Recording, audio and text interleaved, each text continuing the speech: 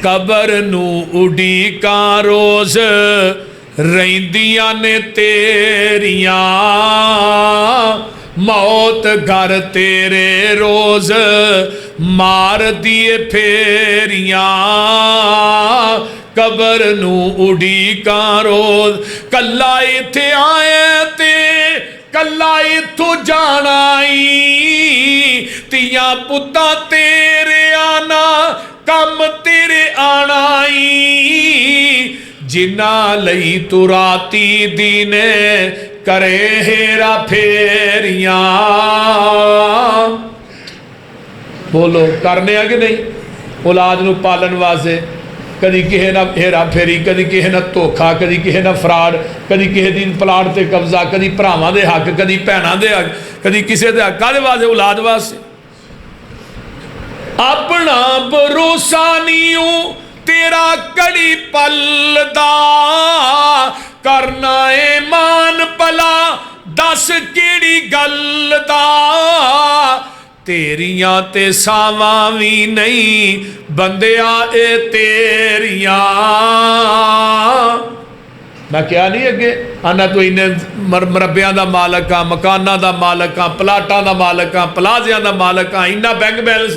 और तेरा ते अपना साह भी नहीं जरा तेरे विचों निकलता है।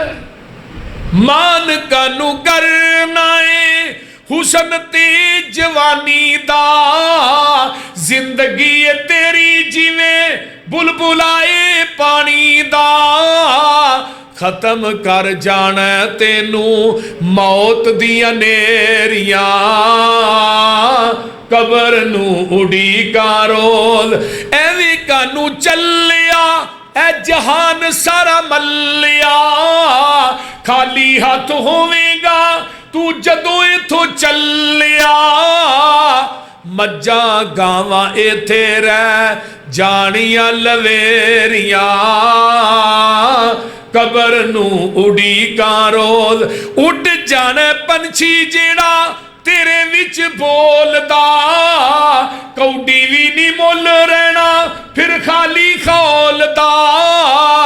खत्म हो जानिया ने शाना ए उचेरियां।